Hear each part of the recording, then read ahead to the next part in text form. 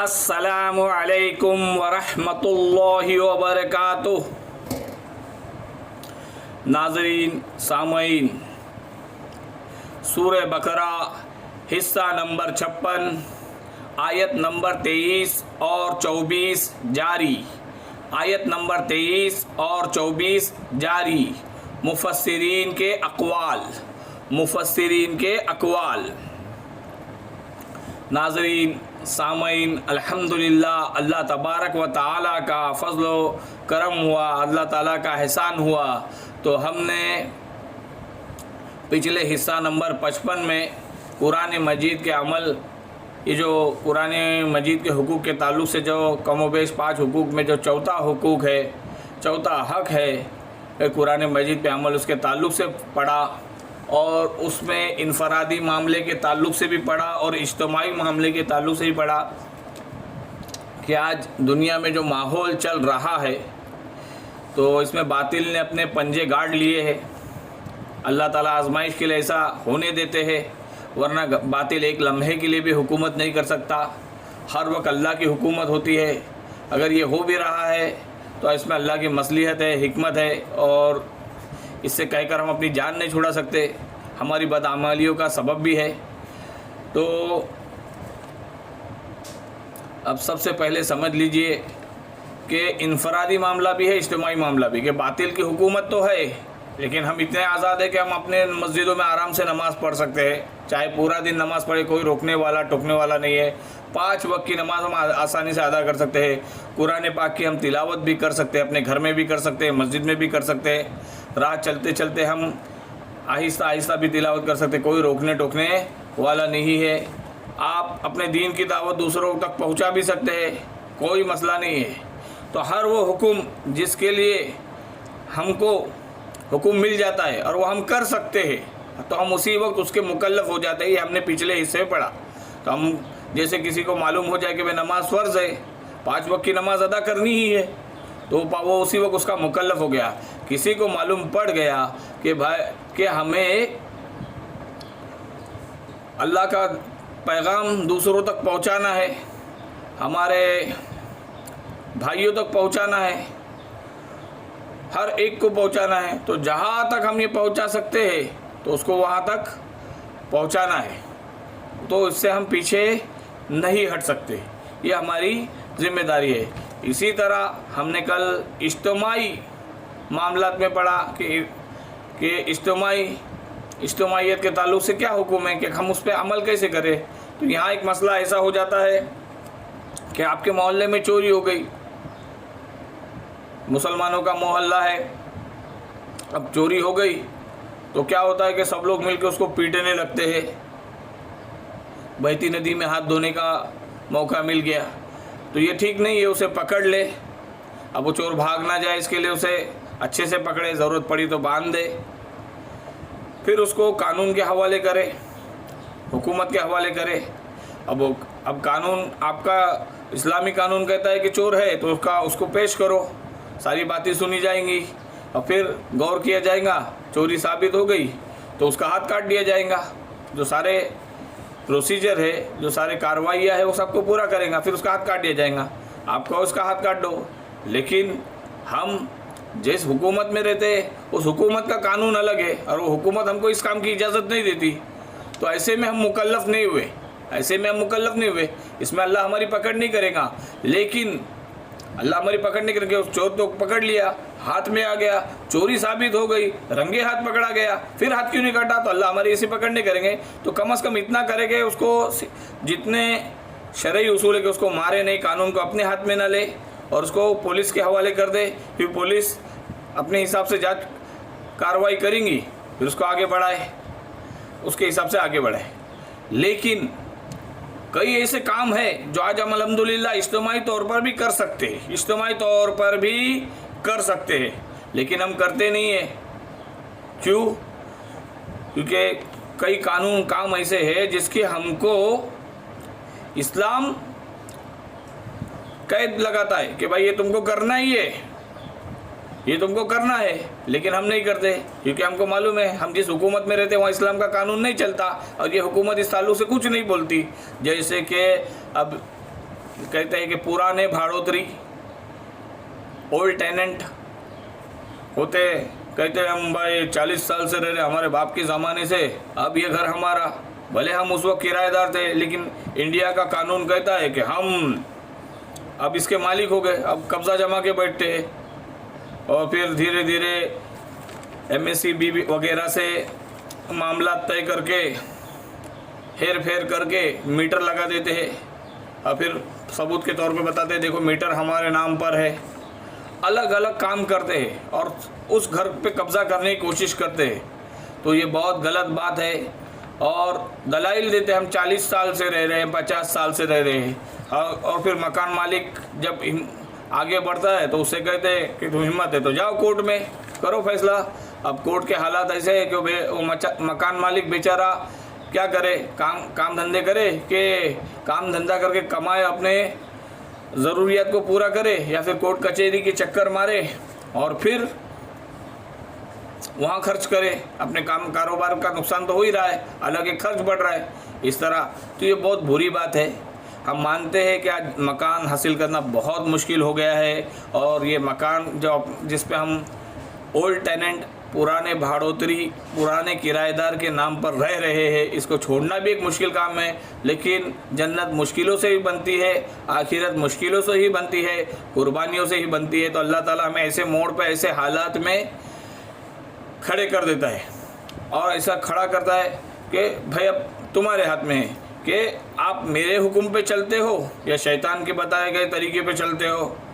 हाँ, कि शैतान तेरा दोस्त है तो तू मैखाने को जा, अल्लाह से अगर इश्क है तुझको तो सजदों में खो जा, अल्लाह वाला हो जा बंदे, अल्लाह वाला हो जा। अब ये आता है। लेकिन ऐसे मामले में क्या करें कि दारुल कज़ा के दरवाजे खुले हुए हैं, कई जगह पे दारुल कज़ा है, मोहल्ले में अच्छे उलमा है, अगर वो उलमा हमारे मसले को हल नहीं कर पाते तो सही आलिम का पता देते हैं, और वो आलिम हमारे मोहल्ले का आलिम, वो आलिम दोनों एक साथ बैठ के इस मसले को हल करते हैं। तो अल्लाह के कानून के मुताबिक हल करें, इतनी हमको आज़ादी है कि भाई मकान मालिक का और पुराने किराएदार का झगड़ा चल रहा है तो चले दारुल कज़ा में जाए और फिर बताए, फिर उसकी इसी तरह फिर उसके ताल्लुक से करे। तो कहते हैं कि जाओ इंडियन कोर्ट से लड़ लो। नहीं नहीं नहीं, बिल्कुल बुरी बात है कि देखो आप 30 साल से रह रहे हो, 50 साल से रह रहे हो, 100 साल से रह रहे हो, 100 साल क्या बात है, 1000 साल रह लो, फिर भी इस्लाम आपको उसकी इजाज़त नहीं देता। आज इंडिया की या किसी भी हुकूमत की अदालत से तुम लड़ लो, कल अल्लाह के कानून से लड़ने के लिए तैयार हो जाओ, और उसकी ताकत सबसे बड़ी है। अगर आपकी ताकत उसकी ताकत से बड़ी है तो फिर लड़ने के लिए तैयार हो जाओ, लेकिन अल्लाह की ताकत के सामने किसकी ताकत नहीं चलती। आप इस मसले का आप सोचेंगे कि मेरा घर का मसला हल हो गया, मुमकिन है अल्लाह आपको किसी और ऐसे मसले में गिरा दे। तो इससे बचे और इसका हल निकाले, जाकर दारुल कज़ा में उलमा कराम के पास, अल्लाह रसूल का दरबार है, वो उस दरबार में जाए और अपने लिए इंसाफ की राह निकाले कि अल्लाह का इसमें क्या हुक्म है, नबी सल्लल्लाहु अलैहि वसल्लम का इस ताल्लुक से क्या फरमान है, शरीयत हमें क्या हुक्म देती है, इसे मालूम करे। इसी तरह तलाक का मसला आता है। आज तलाक बहुत आम हो गया है, और उसकी बहुत बड़ी वजह शरीयत से दूरी, और शरीयत से दूरी की वजह कुरान से दूरी है। इस वजह से तलाक आम होते चले जा रहे हैं। और क्या होता है कि अक्सर घरों में ऐसा भी मामला होता है कि जो शौहर बीवी में झगड़ा होता है तो बीवी अपना ससुराल छोड़ के अपने मायके में अपने माँ बाप के आके रहती है। तो इन झगड़ों में अक्सर क्या होता है कि बीवी का और शौहर का इतना किरदार नहीं होता जितना उनके दोनों के घर वालों का होता है। आज के मामलात में ज़्यादातर ऐसा होता है, बहुत कम ऐसा होता है कि बीवी और शौहर की गलत हरकत होती है, बहुत कम ऐसा होता है। तो इनसे बचे। जो घर के बड़े हैं वो अपने आमाल से बड़े बने, अपने किरदार से बड़े बने, अपनी शख्सियत से बड़े बने। उनके हाथ में किसी ने अपने जिगर के टुकड़े को दिया है, कि किसी ने अपनी बच्ची को उठा के एक भरोसे के तौर पे दिया है कि ये आपके बेटे की ज़ौजियत में हम देते हैं। अब उसको अपनी बच्ची समझ के करे, और कई बेशक वो छोटी है, उम्र में कम है, कई ताल्लुक से गलतियां करेंगी तो उसको गलती समझे, गुनाह समझ के खुद सज़ा देने वाले ना बने, ना इंसाफ़ी नहीं करे। अगर ज़्यादती होती है तो उतनी ही ज़्यादती उसके साथ भी करे, कि इस्लाम हमें ओवर ज़्यादती, कि किसने तुम्हारे साथ ज़्यादती की तो ज़्यादा ज़्यादती करने का हुक्म बिल्कुल भी नहीं देता, बिल्कुल भी इजाज़त नहीं देता। ये जुल्म होता है, और जुल्म की सज़ा दुनिया में भी मिलती है और आखिरत में भी मिलती है। تو ظلم اللہ کو سخت ناپسند ہے۔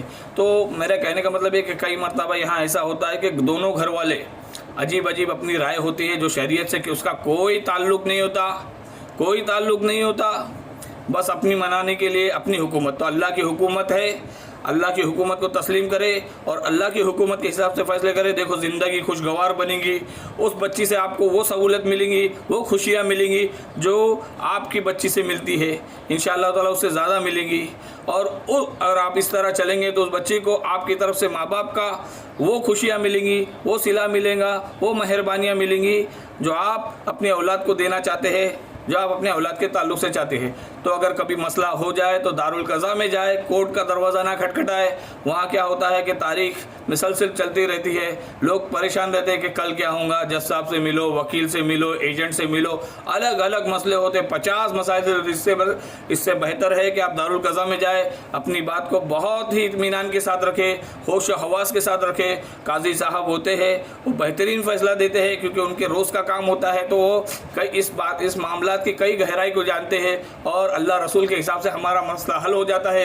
کئی مرتبہ ایسا ہوا ہے دارالقضاء میں کہ پورا دونوں طرف سے طلاق کا ارادہ لے کر جاتے ہیں، لیکن خوشی خوشی شوہر اور بیوی باہر آتے ہیں اور اپنی آئندہ کی زندگی اچھے سے گزارنے کی کوشش کرتے ہیں اور کئی سال تک کامیاب بھی رہتے ہیں اور ہمیشہ کے لیے بھی کامیاب ہو جاتے ہیں، کیونکہ جس کی نیت صاف ہوتی ہے اللہ اس کے لیے رستے بھی نکال لیتا ہے۔ تو یہ ہو گیا اجتماعی معاملہ، طلاق کا معاملہ ہو گیا۔ اسی طرح گھر میں کبھی کبھی جھگڑا ہو جاتا ہے پراپرٹی کو لے کے، کاروبار کو لے کے۔ تو یہ بہت کہ کبھی کیا ہو جاتا ہے، اکثر آج گھروں میں جھگڑے، ایک تو یہ طلاق کا میں نے بتایا، دوسرا جھگڑا ہوتا ہے پراپرٹی کو لے کر کہ لوگ عجیب عجیب دعوے کرتے ہیں۔ ارے جب مرنے والا مر جاتا ہے تب تو کوئی نہیں آتا، لیکن مرنے کے بعد بھائی میں اس کا چہلم کروں گا، یہ کروں گا، وہ کروں گا۔ پھر پراپرٹی پہ جب بات آتی ہے تو یاد ہے کیا، میں نے ابا کے پیر دبایا تھا، 3 سال تک میں نے خدمت کیا۔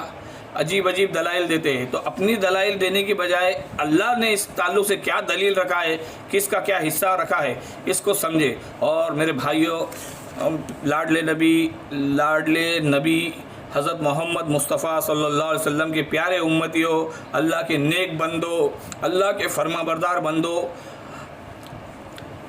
اللہ تعالیٰ آپ کو اور مجھے، ہم سب کو، تمام مسلمانوں کو جنت الفردوس سے آراستہ فرمائے۔ جان لو کہ اللہ تعالیٰ نے قرآن میں اتنی حکمتوں سے بھرے فیصلے کیے ہیں ہر معاملے میں، اور جس کے تعلق سے ایک معاملے کی بات کرتے ہیں کہ یہ پراپرٹی کے معاملے میں، جس کو ہم ترکہ کہتے ہیں، اس ترکے کے معاملے میں، پراپرٹی کو اللہ نے اتنی حکمت بھرے فیصلے کیے ہیں کہ آپ اش کرتے رہ جاؤں گے، آپ حیران ہو جاؤں گے کہ ایک فیصلہ اللہ نے کیا کہ بھائی جو مالک ہے، جو انتقال کر گیا، وہ اپنے پراپرٹی کا مالک تو تھا لیکن اب وہ وصیت نہیں کر سکتا۔ اگر اس نے وصیت کی ہے تو اس کی وصیت نہیں مانی جائے گی، یہ اللہ کا فیصلہ ہے۔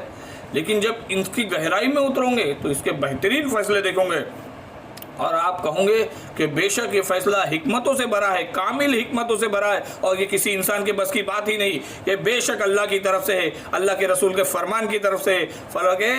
فیصلہ تو اللہ کا تھا، اللہ کے رسول نے اپنے فرمان میں اس کو پیش کیا بہترین طریقے سے۔ آگے آپ کے سامنے ایک معاملہ آئے گا کہ ایک آدمی کے 4 بیٹے ہیں، تو ایک بیٹا اچانک میں انتقال ہو جاتا ہے۔ اب وہ اپنی بیوی اور بچے چھوڑ گیا، 3 بھائی تو باقی ہے، 4 بچے تھے، ایک انتقال ہو گیا، اور جس کا بیٹا انتقال ہوا اس کے 3 بچے باقی ہے، ایک بچہ انتقال ہو گیا، لیکن اس نے اپنے بہو کو، ایک بہو کی شکل میں اس کی بیوی اور اس کے 2 بچے چھوڑ گیا ہے۔ لیکن اسلام حکم دے رہا ہے، اسلام حکم کیا دے رہا ہے کہ اس بچے کو، اس کی بیوی کو اس پراپرٹی میں سے، اس کے یعنی کہ ان بچوں کو ان کے دادا کی پراپرٹی میں سے حصہ نہیں ملے گا۔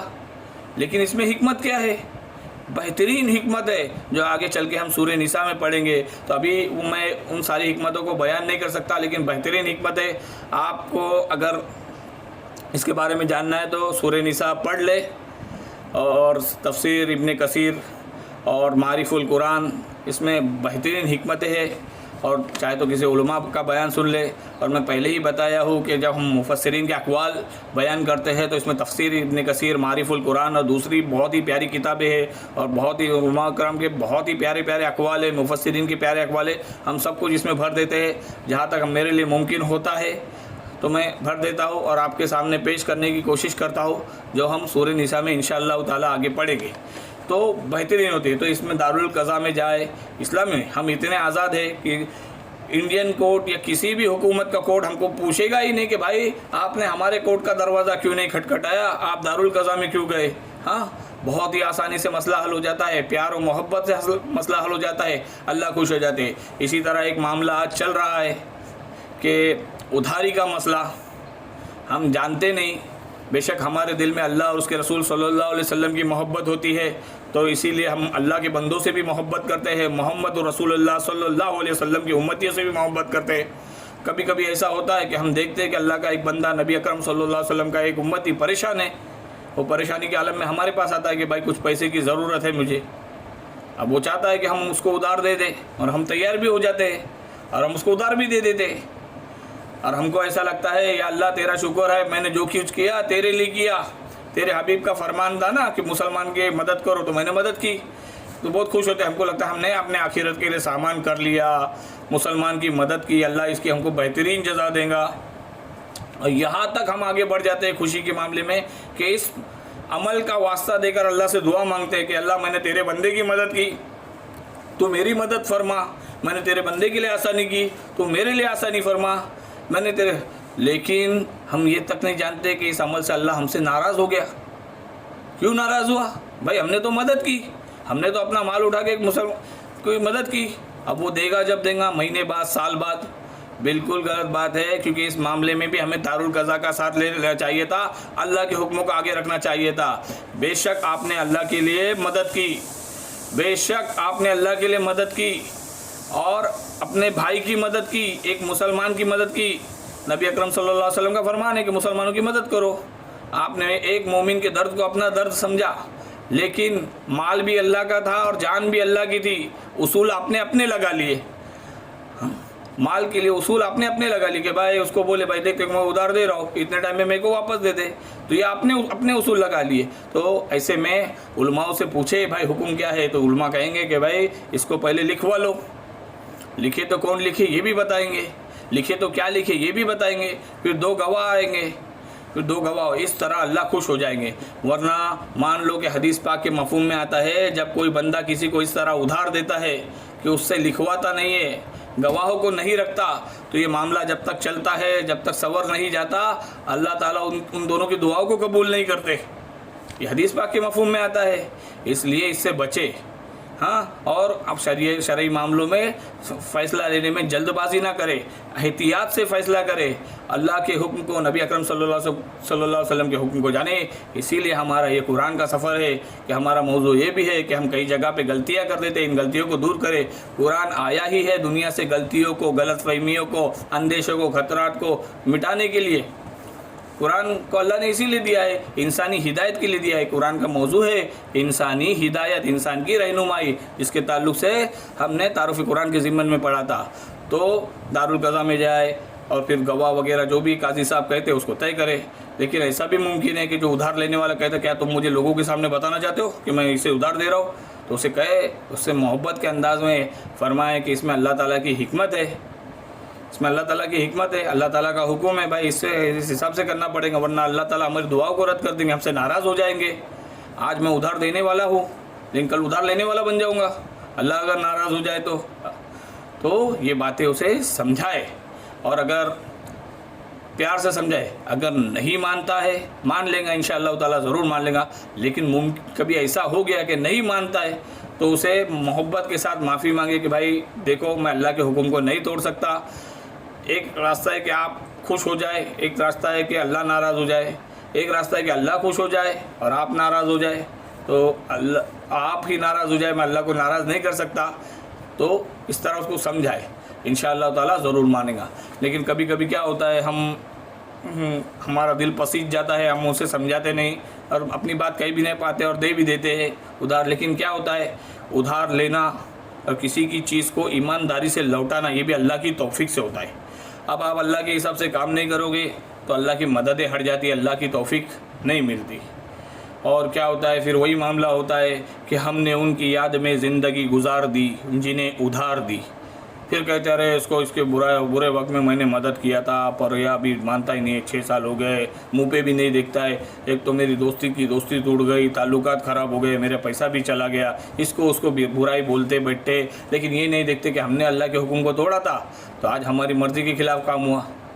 تو ان باتوں کو سمجھے، اور جتنے ایسے حقوق ہے جو دارالقضاء میں، جتنے کام ہیں جو دارالقضاء میں آسانی سے ہو جاتے ہیں، بہت سارے کام ہو جاتے ہیں، آپ دارالقضاء کا دروازہ کھٹکھٹائے، ہر بات میں اسلام کو، اللہ کے حکم کو مقدم رکھے، اول رکھے، اپنے حکم کو توڑنا پڑے۔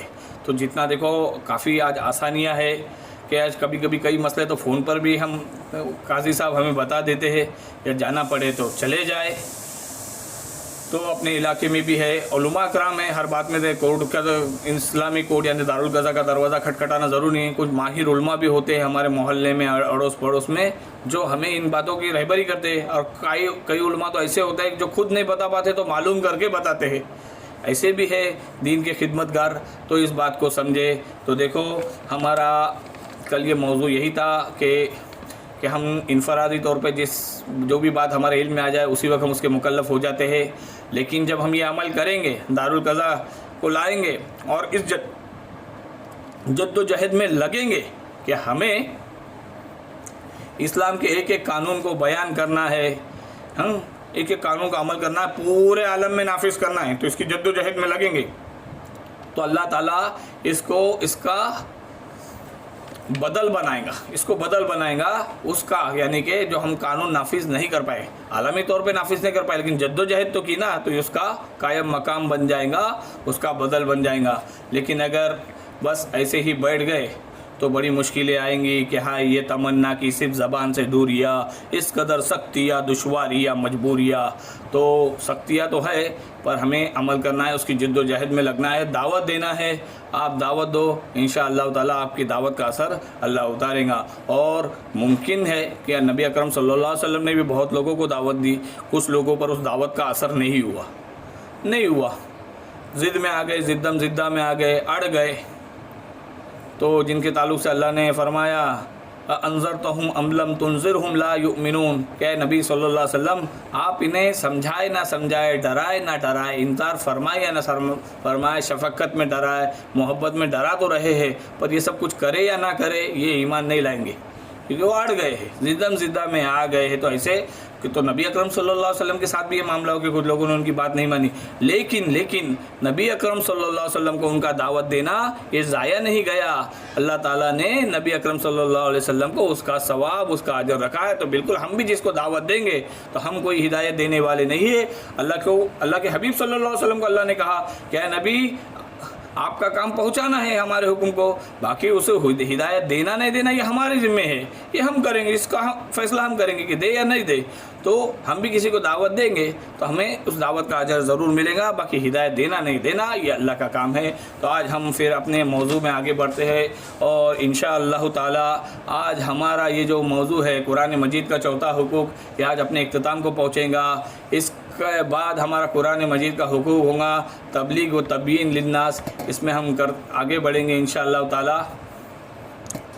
تو دیکھو میں نے پھر کہتا ہوں کہ یہ جو پراپرٹی کے تعلق سے جو اپنا معاملہ ہے اس کو سدھارے، کہ اللہ تعالیٰ فرما رہا ہے کہ جب ترکہ بٹتا ہے، پراپرٹی بٹتی ہے، تو اس میں اللہ کے حساب سے فیصلہ کرے، کیونکہ یہ اللہ کی حدیں ہے، اور خبردار اللہ تعالیٰ کی حدوں کو بالکل بھی نہ توڑنا، کہ میراث میں اللہ تعالیٰ نے جو حصے مقرر فرمائے وہ اللہ تعالیٰ کے طے شدہ حکم ہے، اس میں کسی کو رائے زنی یا کمی یا بیشی کرنے کا کوئی حق نہیں ہے، اور پورے اطمینان قلب کے ساتھ اسے قبول کرنا چاہیے۔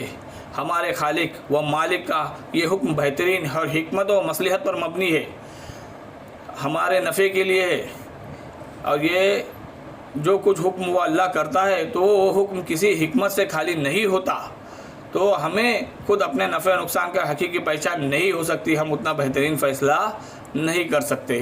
تو اس کے تعلق سے فکر مند ہو جائے۔ لوگ آج ایک دوسرے کی پراپرٹیاں ہڑپ کر جاتے ہیں، میراث دبا لیتے ہیں، اور یہاں تک کہ اپنی قبروں میں پہنچ جاتے ہیں، لیکن نہیں دیتے، لیکن نہیں جانتے کہ انہوں نے جہنم کو مول لیا ہے جنت کے بدلے میں۔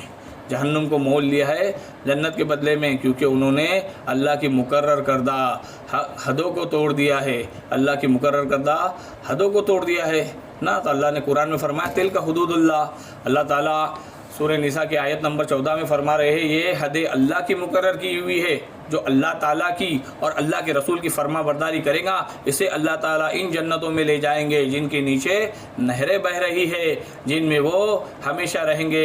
یہ بہت بڑی کامیابی ہے، اور جو شخص اللہ تعالیٰ کی اور اللہ کے رسول محمد صلی اللہ علیہ وسلم کی نافرمانی کرے اور اللہ کی مقرر کردہ حدوں کو سے آگے نکل جائے، وہ جہنم میں اسے اللہ ڈال دے گے جس میں وہ ہمیشہ رہے گا، اور ایسے ہی کے لیے اہانت کرنے والا عذاب ہے، اہانت کرنے والا عذاب ہے۔ تو اللہ تعالیٰ کی قائم کردہ حدود کو قائم رکھنے اور توڑنے پر جزا اور سزا، جو شخص اللہ تعالیٰ کی اور اللہ کے رسول صلی اللہ علیہ وسلم کی نافرمانی کرے، اللہ کی مقرر کی ہوئی حدوں سے آگے نکل جائے، اسے اللہ تعالیٰ جہنم میں ڈالے گا جس میں وہ ہمیشہ رہیں گا۔ ایسوں کے لیے اہانت کرنے والا یعنی کہ ذلیل کرنے والا عذاب ہے، یعنی یہ فرائض یعنی یہ میراث کے احکام اور یہ مقدار جسے اللہ تعالیٰ نے مقرر کیا ہے، اور میت کے وارثوں اور ان کی قرابت کے نزدیکی اور ان کے حاجت کے مطابق جتنا حصہ جسے دلوایا ہے، یہ سب اللہ کے حدود ہے، ان کو توڑے نہیں۔ کہ رسول اللہ صلی اللہ علیہ وسلم نے فرمایا ایک شخص 70 سال تک نیکی کے عمل کرتا رہتا ہے، 70 سال تک نیکی کے عمل کرتا رہتا ہے، پھر وصیت کے وقت ظلم و ستم کرتا ہے تو اس کا خاتمہ برے عمل پر ہوتا ہے اور وہ جہنمی بن جاتا ہے، نبی اکرم صلی اللہ علیہ وسلم کی حدیث ہے۔ اور ایک شخص برائی کا عمل 70 سال تک کرتا رہتا ہے، پھر اپنی وصیت میں عدل و انصاف کرتا ہے، برائی کا عمل 70 سال تک کیا لیکن وصیت کا معاملہ آیا تو انصاف کا عمل کیا، اس کا خاتمہ بہتر ہو جاتا ہے تو وہ جنت میں داخل ہو جاتا ہے۔ اس حدیث کے راوی حضرت ابو ہریرہ رضی اللہ تعالیٰ عنہ فرماتے ہیں کہ اس آیت کو پڑھو، تلک حدود اللہ والی آیت کو پڑھو۔ تو ہم اپنے موضوع کی طرف آتے ہیں۔ الحمدللہ کافی وقت لے لیا لیکن موضوع بہت اہم تھا، اس لیے مجھے وقت لینا، جب تک میں معاملوں کو پورا کھل کے بیان نہیں کرتا مجھے خود کو اچھا نہیں لگتا ہے، ایسا لگتا ہے کہ اللہ نے کوئی بات مجھے دی تھی، نبی اکرم صلی اللہ علیہ وسلم کا پیغام جو مجھ تک پہنچا تھا میں نے دوسرے کو نہیں پہنچایا، اس لیے وقت لیتا ہوں، معذرت چاہتا ہوں۔ ناظرین سامعین، اب ہم اپنے موضوع کی طرف آتے ہیں۔ اسی طرح موضوع تو طویل ہو رہا ہے لیکن بہت ضروری باتیں ہیں۔ تو اسی طرح ایک زکوٰۃ کا معاملہ ہوتا ہے کہ زکوٰۃ میں ایسا ہوتا ہے ہم اتنا تو جان جاتے ہیں کہ ہم کو اتنا زکوٰۃ میں سے دینا ہے، 2.5% دینا ہے، یا اس سال ہماری زکوٰۃ اتنی بن رہی ہے، اور ہم زکوٰۃ دے بھی دیتے ہیں اللہ تعالیٰ کے لیے، ہم اپنے مال کی قربانی دے بھی دیتے ہیں، اپنے مال میں سے ایک حصہ نکال کے زکوٰۃ کا دے دیتے ہیں، لیکن یہ نہیں جانتے کہ کس کو دے، یا تو پہلے کسے دے اور بعد میں کسے دے، اس کے بعد میں کسے دے، یہ ہم نہیں جانتے۔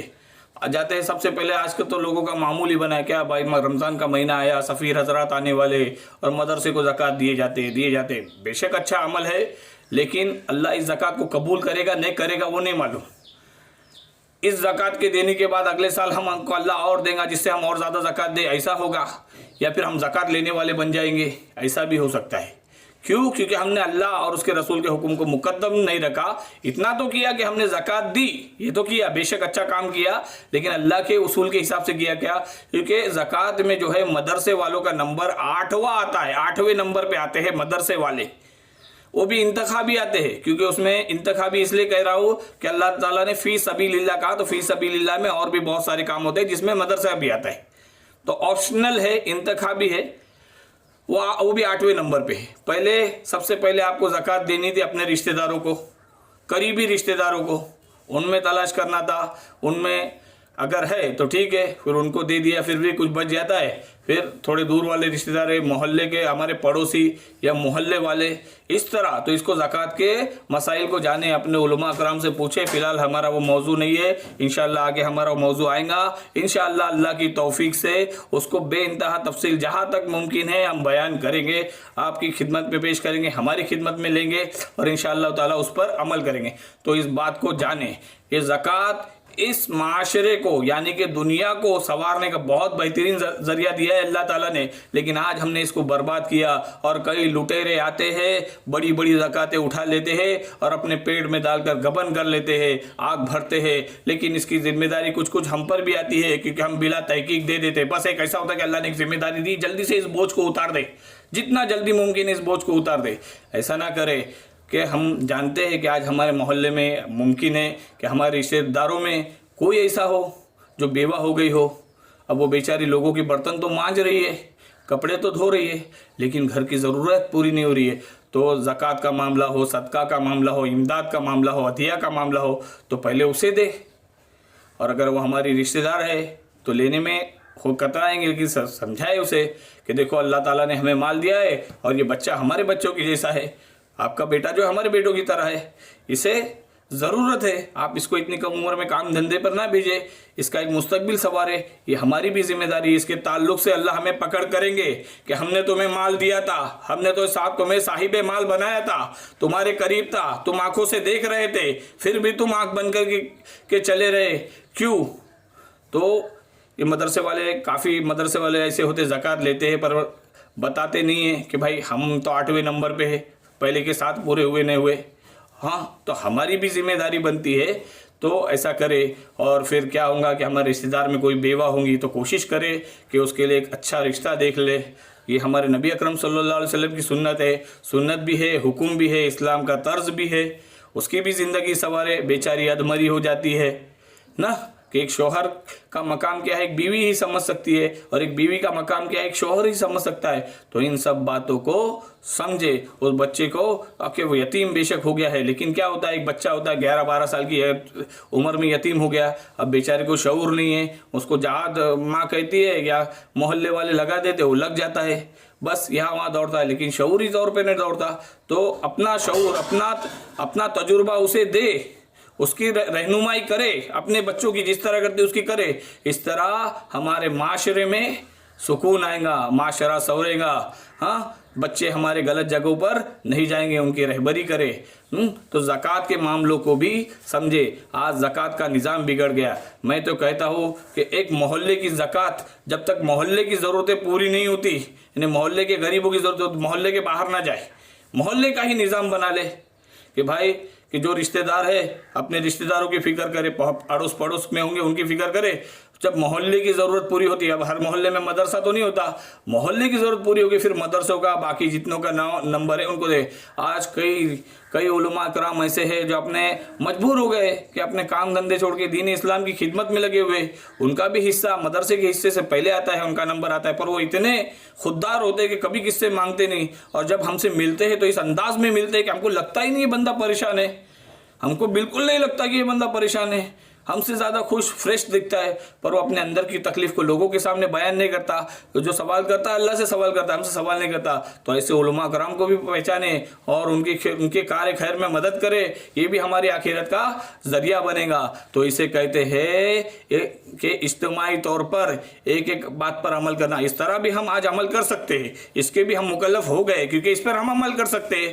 تو اس پر جب ہم عمل کریں گے تو وہ دن دور نہیں کہ اللہ تعالیٰ ہمارے سارے اسلام کے ہر ایک نظام کو ہماری زندگی میں، ہمارے علاقے میں نافذ کرے گا، اور اللہ کی حکومت قائم ہو جائیں گی۔ پھر چور کا ہاتھ کاٹنا ہوگا تو کاٹ سکتے ہیں، پھر چوریاں ختم ہو جائیں گی۔ آج چھوٹی چھوٹی قیمتوں پہ ہماری چیز چوری کی جاتی ہے اور چھوٹی چھوٹی قیمتوں پہ بیچی جاتی ہے، انسان کا ایمان اتنا سستا ہوا ہے، جھوٹ سے کاروبار ختم ہو جائے گا۔ تو ہمارا موضوع طویل ہو گیا ہے، اب ہم اپنے موضوع کی طرف آتے ہیں، اور موضوع کو آگے بڑھانے سے پہلے ہم موضوع کے تعلق سے جو قرآن کی آیت ہے اس کی تلاوت کرتے ہیں۔ اعوذ باللہ من الشیطان الرجیم، بسم اللہ الرحمن الرحیم، وَإِن كُنتُمْ فِي رَيْبٍ مِّمَّا نَزَّلْنَا عَلَىٰ عَبْدِنَا فَأْتُوا بِسُورَةٍ مِّن مِّثْلِهِ وَادْعُوا شُهَدَاءَكُم مِّن دُونِ اللَّهِ إِن كُنتُمْ صَادِقِينَ فَإِن لَّمْ تَفْعَلُوا وَلَن تَفْعَلُوا فَاتَّقُوا النَّارَ الَّتِي وَقُودُهَا النَّاسُ وَالْحِجَارَةُ أُعِدَّتْ لِلْكَافِرِينَ۔ ہم نے جو کچھ اپنے بندے پر اتارا ہے اس میں اگر تمہیں شک ہو اور تم سچے ہو تو تم اس جیسی ایک صورت تو بنا لاؤ. تمہیں اختیار ہے کہ تم اللہ کے سوا اپنے مددگاروں کو بھی بلا لو. پس اگر تم نے نہ کیا اور تم ہرگز نہیں کر سکتے تو اس قرآن کو سچا مان کر اس آگ سے بچو جس کا ایندھن انسان اور پتھر ہے جو کافروں کے لیے تیار کی گئی. تو اب اس کے تعلق سے مفسرین کے اقوال پڑھتے ہیں کہ کل ہماری بات یہاں پر آ کر ختم ہوئی تھی کہ ایک قرآن کو جو ہماری انفرادی سیرت میں سمویا جائے، اور وہ ہم پڑھ چکے ہیں کہ قرآن کے الفاظ ہمارے آپ کے حافظے میں ہے، اس کا مفہوم ذہن میں ہے، اس کی تعلیم سیرت و کردار میں ہے. اب ایک ماحول کے اجتماعی نظام میں پورے قرآن کو سمو دینا، گویا کہ وہ اجتماعی احکام کی تنفیذ یعنی کہ ان حکموں کو نافذ کرنا بتمام و کمال ہو جائے. اس کے لیے جد و جہد کی ضرورت ہے، محنت کی ضرورت ہے، کوششوں کی ضرورت ہے، جس کے تعلق سے ہم نے ابھی بھی بات کی ہے، کل بھی ہماری بات ہوئی تھی. اور اگر ہم یہ جد و جہد کر رہے ہیں، جان و مال اس میں کھپا رہے ہیں، تو یہ جد و جہد احکام پر عمل نہ کرنے کا گویا کفارہ یا اس کا بدل یا اس کا قائم مقام ہو جائیں گی. لیکن اگر کوئی ایسی جد و جہد بھی نہ کرے اور مطمئن ہو کر بس اپنی پوری زندگی کی بقا اور اپنے بال بچوں کی پرورش میں لگا رہے ہیں، تو اس صورت میں خطرہ ہے کہ قرآن کے انفرادی اور نجی نوعیت کے احکام پر بھی وہ اس بات کے مصداق گردانے جائے کہ افتؤمنون ببعض الکتاب وتکفرون ببعض، کہ تم قرآن کی کچھ باتوں قرآن کے ایک حصے کا اقرار کرتے ہو اور ایک حصے کا انکار کرتے ہو. کیا ایسا ہے؟ اس کے مصداق گردانے جائیں گے. اب ہم آگے بڑھتے ہیں کہ سمجھ لو کہ ایک انسان انفرادی عمل تو مکمل کر رہا ہے لیکن اجتماعی نظام کو بدلنے کی کوشش نہیں کر رہا، تو گویا کہ اس نے قرآن کے دوسرے حصے پر سرے سے عمل نہیں کیا، اس کا کوئی بدل بھی نہیں کیا اور اس کا کوئی کفارہ بھی ادا نہیں کیا. گویا کہ اب وہ مجرم ہو جائے گا کہ تم قرآن کے ایک حصے کو تو مانتے ہو لیکن دوسرے کو نہیں مانتے. اس سے بچنے کی ایک ہی شکل ہے کہ انسان اپنا تن من دھن لگائے اس نظام کو بدلنے کے لیے اور ایسا نظام قائم کرنے کے لیے جس میں یہ پورا قرآن کو سمویا جا سکے، جس میں پورے قرآن کو سمویا جا سکے. یہ کل ہم نے پڑھا تھا. اب ہم آگے بڑھتے ہیں. ربی اشرح لی صدری ویسر لی امری واحلل عقدۃ من لسانی ویفقہوا قولی. جس طرح فہم قرآن کے لیے قرآن مجید کی وسیع تر اصطلاح تذکر ہے، اسی طرح قرآن پر عمل کے لیے قرآن کی سب سے جامع ترین اور کثیر الاستعمال اصطلاح حکم بما انزل اللہ ہے. حکم بما انزل اللہ ہے. حکم بما انزل اللہ ہے. 3 مرتبہ قرآن میں آیا ہے کہ حکم کا اختیار اللہ کے سوا کسی کو حاصل نہیں. 3 مرتبہ قرآن میں آیا ہے کہ حکم کا اختیار اللہ کے سوا کسی کو حاصل نہیں. پھر خود قرآن مجید کو حکم قرار دیا. خود قرآن مجید کو حکم قرار دیا اور فرمایا کہ اس طرح اتارا حکم بنا کر عربی زبان میں. بہترین نقطہ ہے اور بہت سمجھنے کی بات ہے اور اس میں بہت گہرائی ہے کہ ہم اپنے کبھی کیا ہوتا ہے کہ کئی لوگ غلو کر جاتے ہیں. کبھی ماں باپ اپنے حکم چلانے لگتے ہیں، کبھی اولاد اپنی حکم چلانے لگتی، کبھی شوہر اپنا حکم چلانے لگتا ہے، کبھی بیوی اپنی حکم چلانے لگتی ہے. تو ایسا نہیں ہوتا. جہاں ان لوگوں کے حکم اللہ کے اور اس کے رسول صلی اللہ علیہ وسلم کے حکم سے ٹکرا رہے ہیں تو ہمیں پوری اجازت ہے کہ اس وقت ماں باپ کا بھی حکم توڑ دے، شوہر کا بھی حکم توڑ دے. کہ ایک عورت کے لیے سب سے بڑا مقام ہے شوہر کا، کہ اللہ کے رسول صلی اللہ علیہ وسلم فرماتے ہیں کہ اگر میں کسی کو سجدہ کرنے کی اجازت دیتا تو بیوی سے کہتا کہ اپنے شوہر کو سجدہ کرے، لیکن ایسے وقت میں جب اللہ اور اس کے رسول صلی اللہ علیہ وسلم کا حکم ٹوٹ رہا ہے تو بیوی کو اجازت ہے کہ وہ اپنے شوہر کا حکم توڑ دے. ماں باپ کا بڑا مقام ہے، ماں باپ کو اف کرنا بھی حرام کا ہے. اللہ نے بڑی سزا کا مستحق ہو جائے گا وہ شخص. اور ماں باپ کو محبت بھری نگاہ سے دیکھ لیں گے اپنے ماں کو اپنے باپ کو تو اللہ ایک مقبول حج اور مقبول عمرہ کا ثواب بھی دیتے. اتنا بڑا مقام ہے. ماں کے قدموں کے نیچے جنت ہے، باپ جنت کا دروازہ ہے. لیکن جب یہ ماں اللہ کے حکم کو توڑ کر ہمیں اللہ کے حکم کے خلاف اللہ کے رسول صلی اللہ علیہ وسلم کے خلاف عمل کرانا چاہتی ہے تو اس وقت ہمیں اللہ اجازت دیتا ہے کہ تم اپنے ماں باپ کے حکم کو توڑ دے. تو اسی نقطے کو ہم دوبارہ پڑھتے ہیں. کئی لوگ کہ سورہ طلاق اور سورہ تحریم ہم جب پڑھیں گے تو ہم دیکھیں گے کہ کیا ہوتا ہے کہ کوئی شوہر اور بیوی محبت میں اتنے آگے بڑھ جاتے ہیں کہ اللہ رسول کے حکموں کو توڑ دیتے ہیں.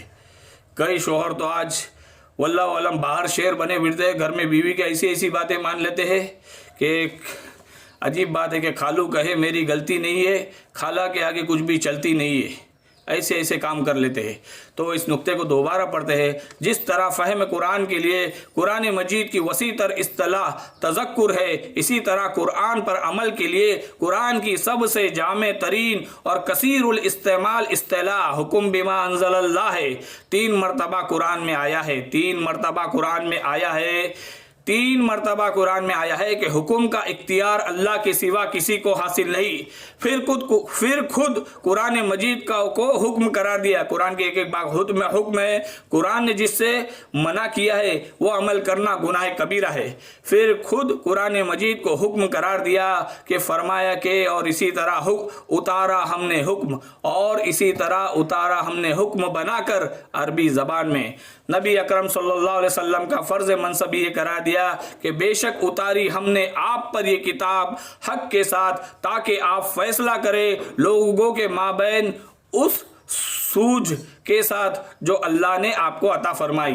نبی اکرم صلی اللہ علیہ وسلم کا فرض منصب یہ قرار دیا کہ بے شک اتاری ہم نے آپ پر یہ کتاب حق کے ساتھ آپ فیصلہ کرے لوگوں کے مابین اس سوجھ کے ساتھ جو اللہ نے آپ کو عطا فرمائی. اب لفظ حکم کے بارے میں جانتے ہیں. یہ بڑا ہی گہرا لفظ ہے، ہم حکم کو بس حکم مان لیتے ہیں.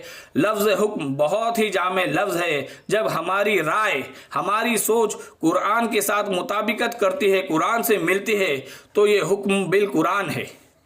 جب ہماری رائے، ہماری سوچ قرآن کے ساتھ ملتی ہے، قرآن کے ساتھ مطابقت کرتی ہے، تو یہ ہم حکم بالقرآن ہے. اور یہ حکم بالقرآن کا داخلی مرحلہ ہے. ہمارے اندر ہماری غور، فکر، سوچ قرآن کے مطابق ہو گئی، اور اس کے بعد جب ہم قرآن ہی کے احکام کے مطابق فیصلے کرتے ہیں تو حکم بین الناس ہوا کہ لوگوں کے درمیان میں حکم کرنا ہوا. تیسرا مرحلہ یہ کہ ادھر جاؤ یا ادھر جاؤ، میں یہ کام کروں یا وہ کام کروں، تو میرا ہر عمل، ہر طرز بھی حکم پر قائم ہے، یعنی کہ وہ حق ہے جو ہمارے اندر وجود میں بن چکا ہے. تو اس حکم میں ایک جامعیت ہے، سنگینی ہے، پیچیدگی ہے. لفظ دوبارہ پڑھ رہے ہیں. لفظ حکم بہت ہی جامع لفظ ہے. جب ہماری رائے، ہماری سوچ قرآن کے ساتھ مطابقت کرتی ہے، قرآن کے ساتھ ملتی ہے، تو یہ حکم بالقرآن ہے. اور یہ حکم بالقرآن کا داخلی مرحلہ ہے کہ قرآن کے حکم میں ہونے کا داخلی طریقہ ہے. اس سے ہم داخل ہو گئے، انٹر کر لیے قرآن کے احکام کے اندر. ہمارے اندر کی ہماری غور، فکر، سوچ قرآن کے مطابق ہو گئی، اور اس کے بعد جب ہم قرآن ہی کے احکام کے مطابق فیصلے کرتے ہیں تو یہ حکم بین الناس ہوا، لوگوں کے درمیان میں حکم کرنا ہوا. تیسرا مرحلہ یہ کہ میں ادھر جاؤں یا ادھر جاؤں، میں یہ کام کروں یا وہ کام کروں، تو میرا ہر طرز عمل بھی قائم، ہر طرز عمل بھی حکم پر قائم ہے. یعنی کہ وہ حق ہے جو ہمارے اپنے اندر وجود میں بن چکا ہے. تو اس حکم میں ایک جامعیت ہے، سنگینی ہے، پیچیدگی ہے. اس کو سمجھنے کی ضرورت ہے، جس کو ہم آگے بھی تھوڑی تفصیل سے بیان کریں گے. علم سے عمل کا گہرا تعلق ہے. علم سے عمل کا گہرا تعلق ہے. علم اگر انسان کی رائے بن جائے اور اس کے مطابق فیصلہ بن جائے اور حکم اس کے مطابق لازم بن جائے تو پھر عمل اس کے مطابق فیصلہ بن جائے گا. اگر ایسا نہیں ہوگا تو پھر علم کچھ اور کہہ رہا ہوگا، عمل کچھ اور کہہ رہا ہوگا، یعنی کہ قول کچھ اور ہوگا اور عمل کچھ اور ہوگا. علم سے عمل کا گہرا تعلق ہے کہ علم اگر انسان کی رائے بن جائے اور اس کے مطابق فیصلہ بن جائے اور حکم اس کے مطابق لازم بن جائے تو پھر عمل اس کے مطابق فیصلہ بن جائے گا.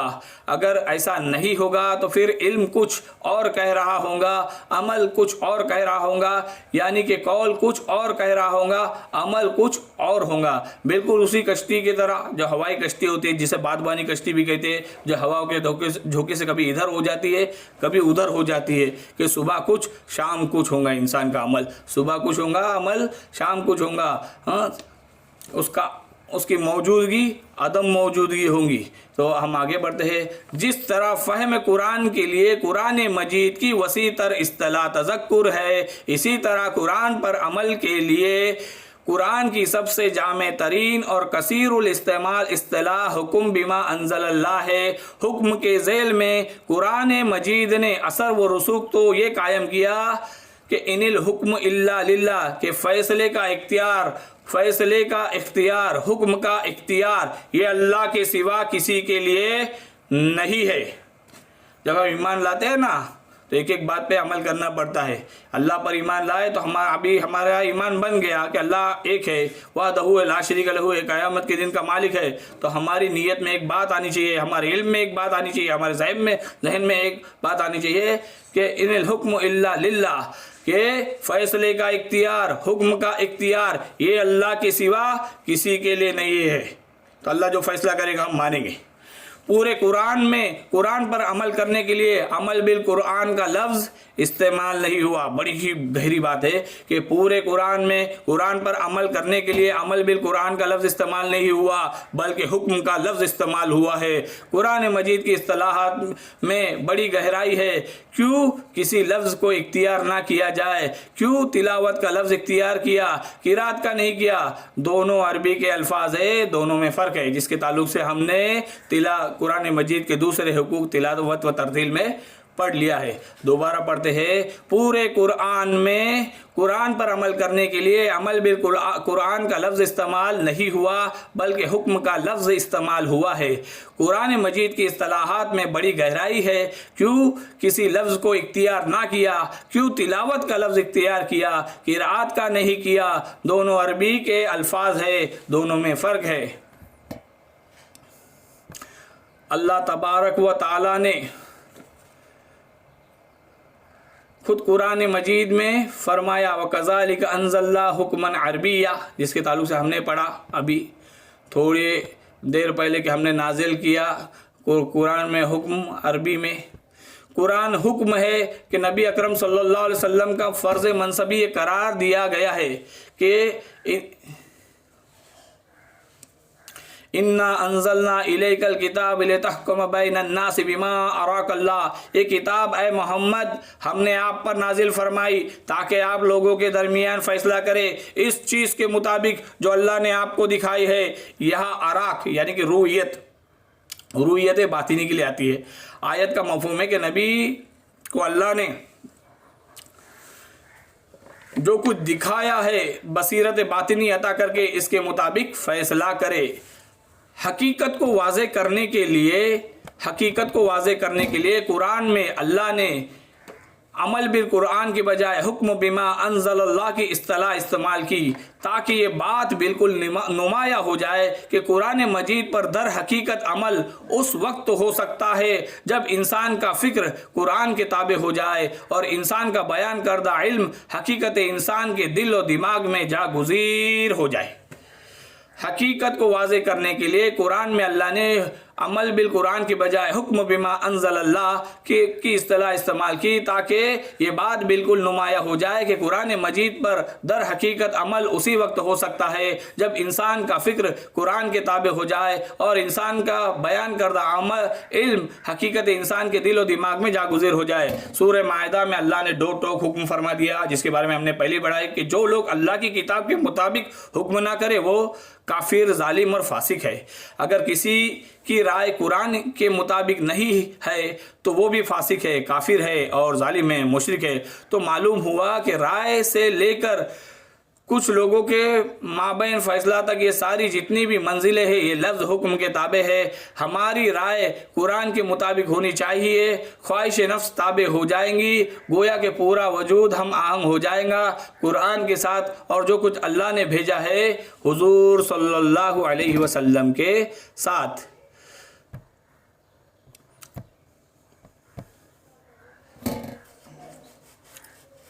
تو معلوم ہوا کہ رائے سے لے کر جو کچھ لوگوں کے درمیان فیصلہ تک یہ ساری جتنی بھی منزلیں ہیں یہ لفظ حکم کے تابع ہے.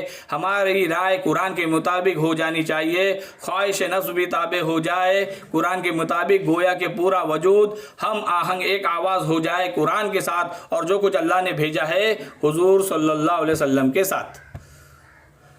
حکم کا لفظ ایک مفہوم ایک طرز میں ادا کرنے کی کوشش کی جائے تو لفظ فیصلہ ہی ہو سکتا ہے، لیکن اس کی اصل اہمیت کی طرف نظر کرے تو یہ سمجھنے کی ضرورت ہے کہ انسان میں ایک اس کا فکر اور دوسرے اس کا عمل. حکم ایک ایسی جامع اصطلاح ہے کہ جو بیک وقت ان دونوں کا احاطہ بھی کرتی ہے اور خاص طور پر ان کے رب سے تعلق کو واضح اور ان کے مقام اتصال یعنی کہ نزدیکی کو نمایاں کرتی ہے.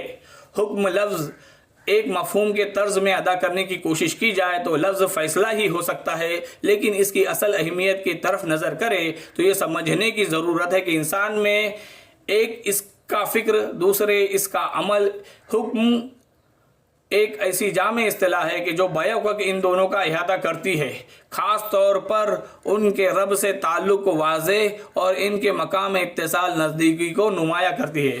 کوئی خیال یا نظریہ جب انسانی فکر میں ایسا رچ بس جائے کہ اس کی رائے یا فیصلہ حکم بن جائے تو اس کا عمل خود بخود اس کے تابع ہو جاتا ہے.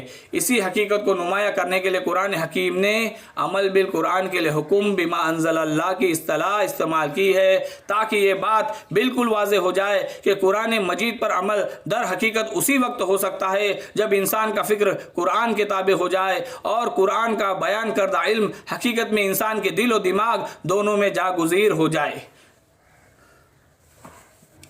جب کوئی خیال یا نظریہ جب انسانی فکر میں ایسا رچ بس جائے کہ اس کی رائے یا فیصلہ حکم بن جائے تو اس کا عمل خود بخود اسی کے تابع ہو جاتا ہے. اسی حقیقت کو نمایاں کرنے کے لیے قرآن حکیم نے عمل بالقرآن کے لیے حکم بما انزل اللہ کی اصطلاح استعمال کی ہے تاکہ یہ بات بالکل واضح ہو جائے کہ قرآن مجید پر عمل در حقیقت اسی وقت ہو سکتا ہے جب انسان کا فکر قرآن کے تابع ہو جائے اور قرآن کا بیان کردہ علم حقیقت انسان کے دل و دماغ دونوں میں جاگزیر ہو جائے.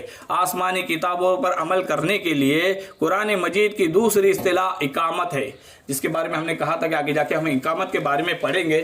تو ہم ابھی اقامت کے تعلق سے بھی انشاءاللہ پڑھ رہے ہیں کہ آسمانی کتابوں پر عمل کرنے کے لیے قرآن مجید کی دوسری اصطلاح اقامت ہے. جیسا کہ یہود و نصارہ کے بارے میں فرمایا گیا کہ اگر وہ قائم کر دے تورات اور انجیل جو نازل ہوا ان کے رب کی طرف سے تو کھاتے اپنے اوپر سے بھی اور اپنے پاؤں کے نیچے سے بھی. یہ ایک استعارہ ہے، یعنی کہ نعمتوں کے لیے آسمانوں سے بھی اللہ کی نعمتوں کی بارش ہوتی اور زمین سے بھی نعمتوں کی پیداوار ہوتی. اس طرف استعارہ ہے کہ آسمانی کتابوں پر عمل کرنے کے لیے قرآن مجید کی دوسری اصطلاح اقامت ہے. جیسا کہ جسے ہم قائم کرنا کہتے ہیں اپنے گھروں میں، اللہ قرآن مجید کے حکم ہم قائم کریں گے، اس کو اقامت کہتے ہیں. تو یہود و نصارہ کے بارے میں فرمایا گیا اور اگر وہ قائم کر دے تورات اور انجیل اور وہ جو نازل ہوا ان کے رب کی طرف سے تو کھاتے اپنے اوپر سے بھی اور اپنے پاؤں کے نیچے سے بھی. یہ ایک استعارہ ہے نعمتوں کے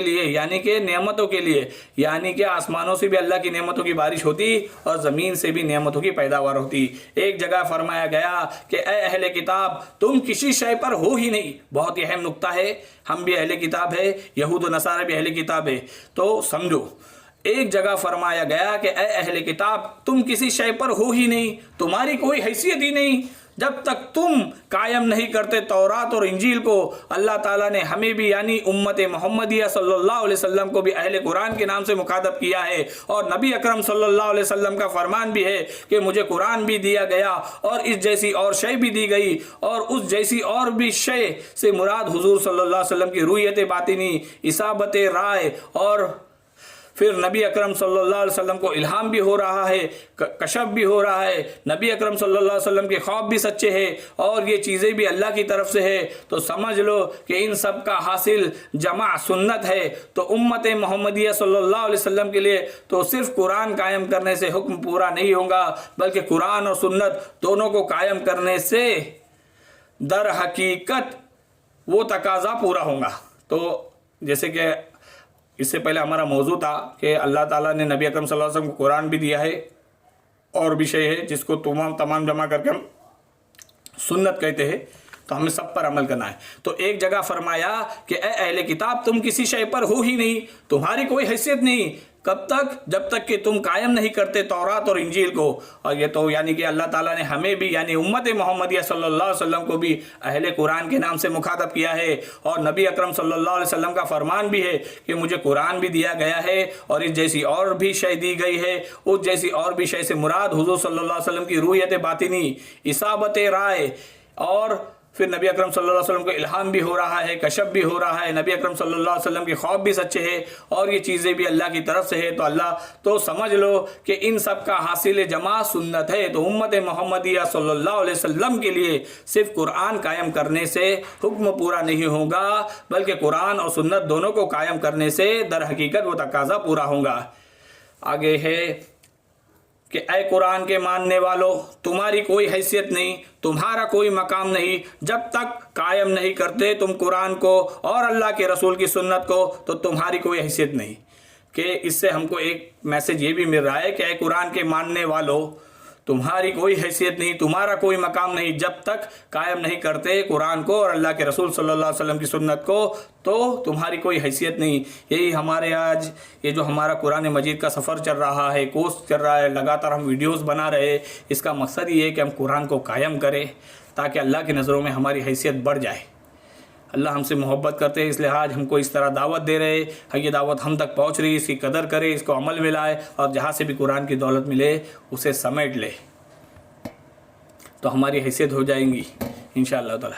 इसीलिए जान लो कि असल शय ये है कि समाज का निज़ाम भी कुरान के मुताबिक कायम हो जाए, समाज के कानून इंसाफ भी कुरान के मुताबिक कायम हो जाए, क्योंकि कानून ही है जो निज़ाम की हिफाजत करता है, निज़ाम को आगे बढ़ाता है, ताबे करता है, सहारा देता है। कि ऐसा भी होता है कि निज़ाम गलत है, कानून बेहतरीन है, तो ऐसे में वो बेहतरीन कानून निज़ाम को मजबूत बना देगा, पुख्ता कर देगा, इसकी जड़ें गहरी कर देगा। जैसे चोर का हाथ जहाँ काटा जाता है वहाँ से चोरी ही ख़त्म हो जाती है। लेकिन इसके अलावा अगर इसके बरक्स अगर ऐसा होता है, निज़ाम ही गलत है, दौलत की तकसीम गलत है कि गरीब होता जा रहा है और अमीर होता जा रहा है, तो चोरी ख़त्म हो जाएगी, लेकिन इसका फ़ायदा सिर्फ अमीरों को ही पहुँचेगा। इसलिए ज़रूरी है कि निज़ाम ठीक करो, फिर कानून नाफिज करो, तो इस सही निज़ाम की वो कानून हिफाजत करेगा, चलाएगा। इस जुमले को नोट कर ले कि कानून निज़ाम को मजबूत बनाता है, हिफाजत करता है। इसलिए जान लो कि असल शय ये है कि समाज का निज़ाम भी कुरान के मुताबिक कायम हो जाए, समाज के कानून इंसाफ भी कुरान के मुताबिक कायम हो जाए, क्योंकि कानून ही है जो निज़ाम की हिफाजत करता है, निज़ाम को आगे बढ़ाता है, ताबे करता है, सहारा देता है। कि ऐसा भी होता है कि निज़ाम गलत है, कानून बेहतरीन है, तो ऐसे में वो बेहतरीन कानून निज़ाम को मजबूत बना देगा, पुख्ता कर देगा, इसकी जड़ें गहरी कर देगा। जैसे चोर का हाथ काटा जाता है, वहाँ से चोरी ही ख़त्म हो जाती है। लेकिन इसके बरक्स अगर ऐसा है कि निज़ाम ही गलत है, तो दौलत की तकसीम गलत है कि गरीब होता जा रहा है और अमीर होता जा रहा है, तो चोरी ख़त्म तो हो जाएंगी, लेकिन इसका फ़ायदा सिर्फ अमीरों को ही पहुँचेगा। इसलिए ज़रूरी है कि निज़ाम ठीक करो, फिर कानून नाफिज करो। तो इस सही निज़ाम और कानून, इस जुमले को नोट कर ले कि ये कानून निज़ाम को मजबूत बनाता है, हिफाजत करता है। एक हदीस के मफ़हूम में आता है कि एक मरतबा नबी अकरम सल्लल्लाहु अलैहि वसल्लम ने फरमाया, अन करीब एक बहुत बड़ा फितना आने वाला है। तो हज़रत अली रज़ी अल्लाह ताला अन्हु ने पूछा, इससे बचने की क्या सूरत है? तो नबी अकरम सल्लल्लाहु अलैहि वसल्लम ने फरमाया कि अल्लाह की किताब, इसमें तुम से पहले लोगों के हालात भी है और तुमसे बाद में आने वालों के हालात भी है, और ये कि तमाम तुम्हारे मामलात में झगड़े हो सकते हैं, इनका फ़ैसला भी है। एक हदीस के मफ़हूम में आता है कि नबी अकरम सल्लल्लाहु अलैहि वसल्लम ने फरमाया, अन करीब एक बहुत बड़ा फितना आने वाला है। तो हज़रत अली रज़ी अल्लाह ताला अन्हु ने पूछा, इससे बचने की सूरत क्या है? तो नबी अकरम सल्लल्लाहु अलैहि वसल्लम ने फरमाया कि अल्लाह की किताब, इसमें तुमसे पहले लोगों के हालात भी है और तुमसे बाद में आने वालों के हालात भी है, और ये कि तुम्हारे मामलात में झगड़े हो सकते हैं, इनका फैसला भी है। एक हदीस पाक के मफहूम में आता है कि अल्लाह की हुदूद में से किसी एक हद को कायम करना भी 40 दिन की बारिश से बेहतर है। حدیث پاک کے مفہوم میں آتا ہے ایک حدیث پاک کے مفہوم میں آتا ہے کہ اللہ کی حدود میں سے کسی ایک حد کو قائم کرنا بھی 40 دن کی بارش سے بہتر ہے۔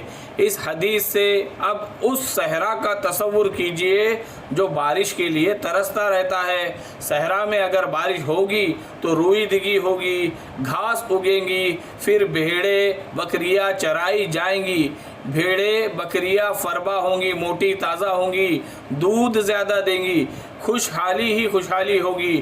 وہ معاشرہ ہی تھا بھیڑیں بکریاں پالنے والا، اور یہ سب کچھ نہیں تو پھر یہ لوٹ مار ہی ہوگی۔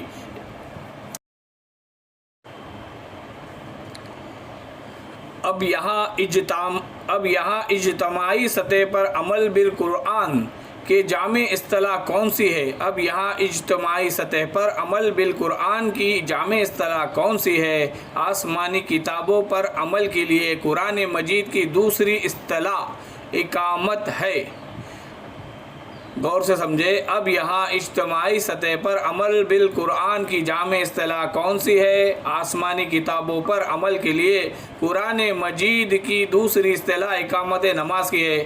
جیسے نماز کا ادا کرنا اور کام ہے اور نماز کو قائم کرنا اور کام ہے۔ نماز قائم کرنے کے لیے مسجد قائم کی جائیں گی، مسجد تعمیر کی جائیں گی، اس مسجد میں لائٹ، پنکھے، قالین، چٹائی، استنجا، مائک، ہر قسم کی چیزوں کا انتظام کیا جائے گا ضرورت کی۔ جس طرح ایک فرد میں اسلام کی مطلوبہ تبدیلی کا ایک ہی راستہ ہے کہ پہلے قرآن کو اس کے دل و دماغ میں اتارا جائے، جس طرح ایک فرد میں اسلام کی مطلوبہ تبدیلی کا ایک ہی راستہ ہے کہ پہلے قرآن کو اس کے دل و دماغ میں اتارا جائے تاکہ اس کا ذہن و فکر اور جذبات و احساسات قرآن کے تابع ہو، قرآن اس کا حکم بن جائے، نتیجتاً عمل از خود قرآن کے تابع ہو جائے گا۔ اسی طرح کسی حیت اجتماعی میں اسلامی انقلاب صرف اسی طرح برپا کیا جا سکتا ہے کہ پہلے اس کے ذہین اور سوچنے اور سمجھنے والوں کے قلوب و اذہان، یعنی کہ ذہن، قلوب و اذہان نور قرآن سے منور ہو، اس کی فکر و نظر میں قربانی انقلاب برپا ہو جائے، کسی حیت اجتماعیہ کے اصحاب علم و فکر کے طبقے میں ایمان و یقین کا مضبوط مرکز قائم ہو جائے تو پھر اس سے نور ایمان اور بصیرت دینی اور دوسرے طبقات میں لازماً سرایت کرے گی، جو جسد اجتماعی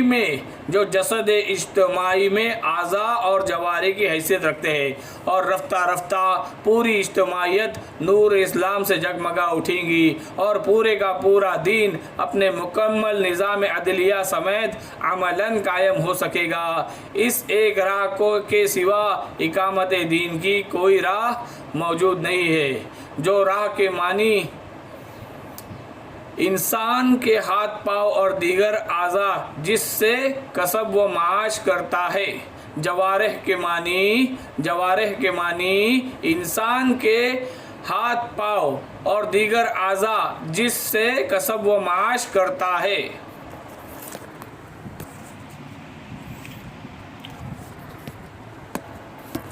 ناظرین، سامعین، الحمدللہ اللہ تعالیٰ کا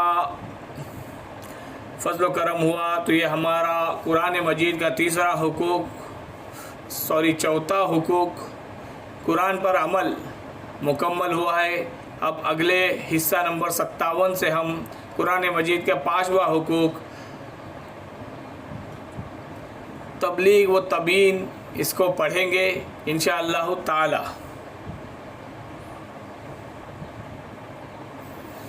تو کافی کچھ باتیں سمجھ میں آئی۔ اللہ تعالی ہمیں کہنے سننے سے زیادہ عمل کرنے کی توفیق عطا فرمائے، اور اللہ تعالی ہمارے کاموں کو بنائے، ہماری بگڑی کو بنائے، ہمارے نصیب کو سنوارے، ہمارے مساجد، مکاتب، مدارس کی حفاظت فرمائے، دین اسلام کا بول بالا فرمائے، اور ہمیں کہنے سننے سے زیادہ عمل کرنے کی توفیق عطا فرمائے، اور قرآن کے حکم پر عمل کرنے کی توفیق عطا فرمائے، قرآن کے تمام حقوق کی ادائیگی کی فکر فرمائے اور ان حقوق کو ادا کرنے والا بنائے، ان حقوق کے ادا کرنے کی فکر عطا فرمائے اور اپنی توفیق سے ان کو پورا کرنے کی فکر عطا فرمائے اور اسے پورا کرائے اور بغیر حساب کتاب کے جنت میں داخل فرمائے۔